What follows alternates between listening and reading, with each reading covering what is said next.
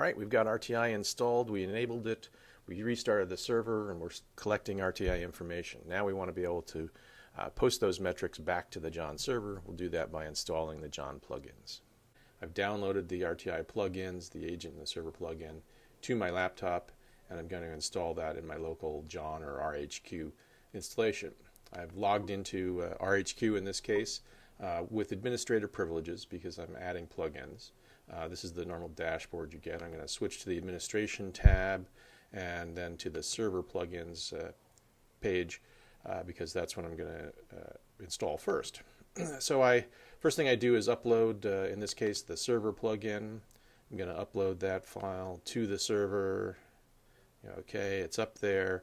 And then I'm going to ask the server to scan for updates, and it will find the, in this case, the server plugin, and you can see it's installed here. We actually were reinstalling, but it's the same if you weren't. So there's the RTI server plugin installed and enabled.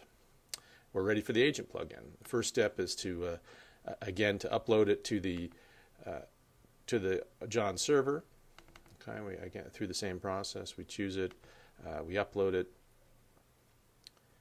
and as soon as it uploads, it's uploaded. Okay, we've scanned for updates, and we should see the RTI agent plugin entered here. Now we've got it installed on the server. The next thing we need to do is deploy this to the agents where we want it to work. So in this case, I'm going to work with a resource called NGI1. That's my Linux platform where I've installed RTI.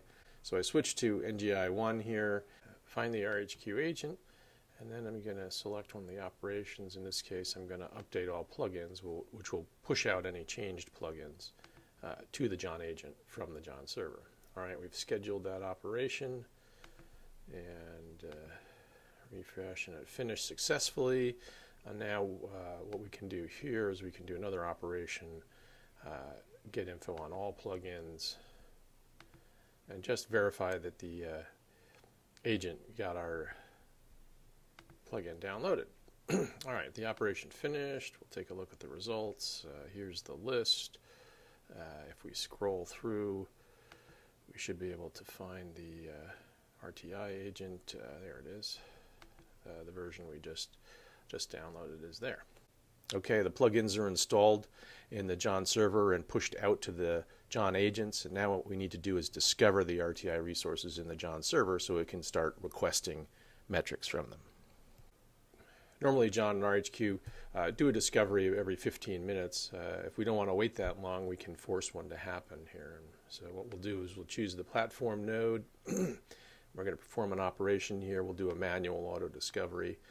And we want a detailed discovery so that we'll find the RTI resources. We'll go ahead and schedule that operation, and then we'll need to wait for that to complete. It hasn't started here. We'll refresh and wait for it to complete. Okay, that operation is complete.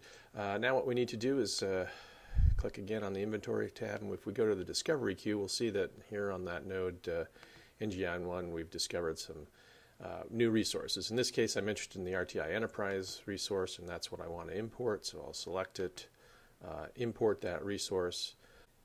Okay, we've returned to the Linux platform node. We've imported the RTI installation. We can see a resource entry for it here that'll keep track of the license as we cycle around. Every 20 minutes or so we update that value. We can also see that we've identified the RTI collector, in this case the JBoss collector that was created for us, and we're pushing a test load through, and so we're collecting rate and response time metrics at the top level, and then we can expand and see these are the transactions that RTI has automatically discovered, and we'll be collecting separate metrics on those.